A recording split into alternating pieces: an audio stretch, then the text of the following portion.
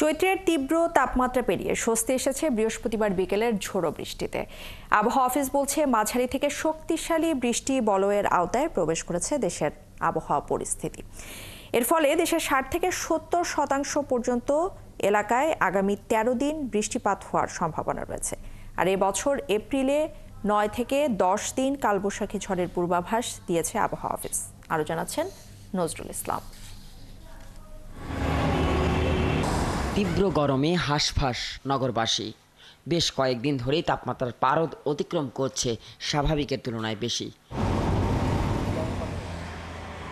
বৃহস্পতিবার সন্ধ্যায় তীব্র এই গরম থেকে স্বস্তি এনে দেয় ঘন্টায় ৬০ কিলোমিটার বেগের ঝড়ো হাওয়ার সাথে বজ্রবৃষ্টি। ক্ষণিকের এই বৃষ্টিতে নগরবাসী যেন হাঁপ ছেড়ে বেঁচেছে।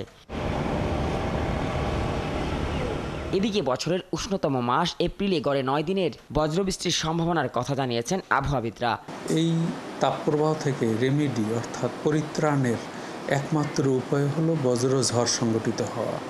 এই ধরনের বজ্রঝড় এপ্রিল মাসে সাধারণত ৯ দিন সংগঠিত হয় গড়ে।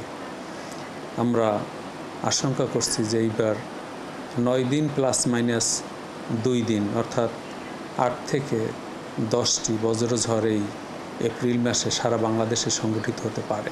১৩ দিনের টানা বৃষ্টি বলয় ১০ এপ্রিল থেকে ২২ এপ্রিল পর্যন্ত সক্রিয় থাকবে।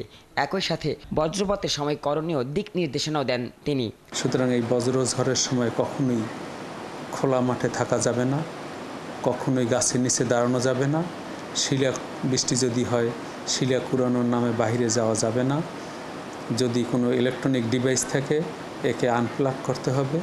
যদি আপনি পানির মধ্যে থাকেন তাহলে পানি থেকে ইমিডিয়েটলি বের হয়ে তাকে নিরাপদে ঘরে চলে আসতে হবে। আগামী ১৪ এপ্রিল রাজধানী সহ বেশ কয়েকটি অঞ্চলে ঝড়ো হাওয়া হওয়ার সম্ভাবনা রয়েছে জানান তিনি। নজরুল ইসলাম, ৭১, ঢাকা।